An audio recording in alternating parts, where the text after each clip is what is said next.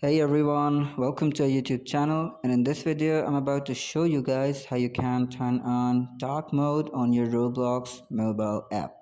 So first off, I'll open up my Roblox app, and then on the home screen page I'm going to simply just hit on more in the bottom right corner of the screen. Once I'm here, I'm going to simply just scroll down a little bit and tap on settings.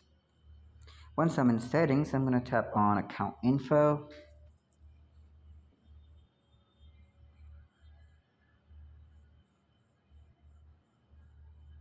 And once you're on your account info page, you need to scroll down a little bit, and here you might see it says theme.